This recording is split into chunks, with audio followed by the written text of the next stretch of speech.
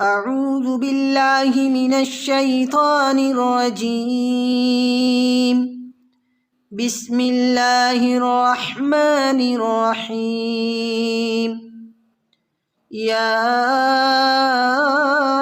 أيها الناس اتقوا ربكم الذي خلقكم من نفس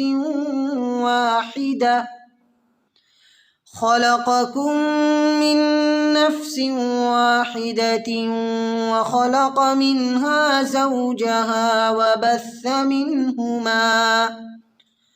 وبث منهما رجالا كثيرا ونساء. واتقوا الله الذي تساءلون به والأرحام إن الله كان عليكم رقيبا. وآتوا اليتامى أموالهم ولا تتبدلوا الخبيث بالطيب ولا تأكلوا أموالهم إلى أموالكم إنه كان حوبا كبيرا.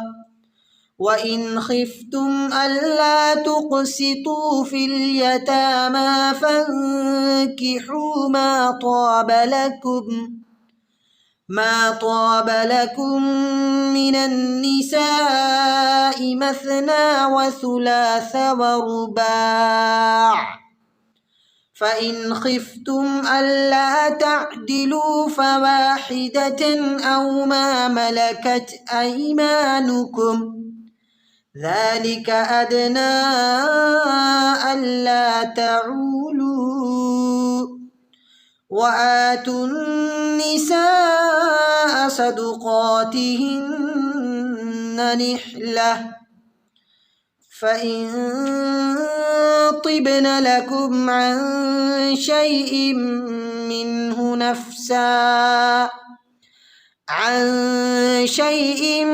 منه نفسا فكلوه هنيئا مريئا.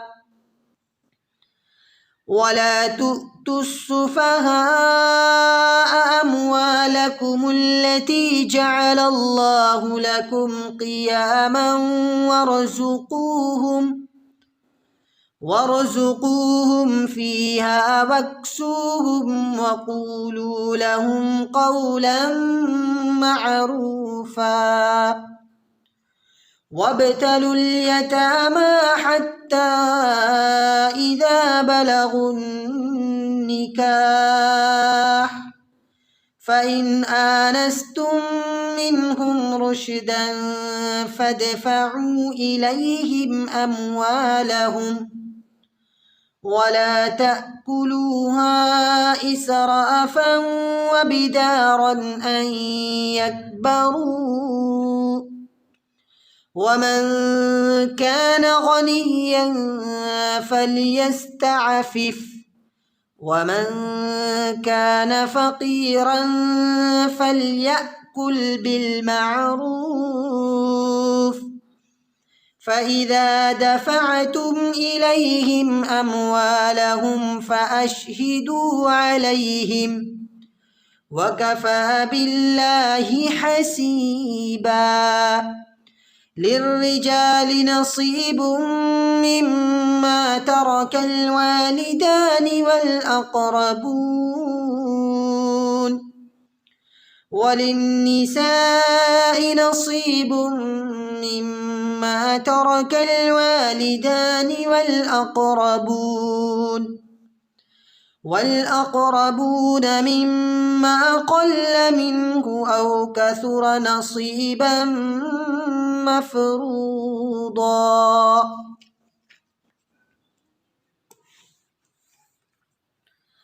وإذا حضر القسمة أولو القربى واليتامى والمساكين فارزقوهم منه وقولوا لهم قولا معروفا وليخشى الذين لو تركوا من خلفهم ذرية ضعافا خافوا عليهم فليتقوا الله وليقولوا قولا سديدا إن الذين يأكلون أموال اليتامى ظلما إنما يأكلون في بطونهم نارا وسيصلون سعيرا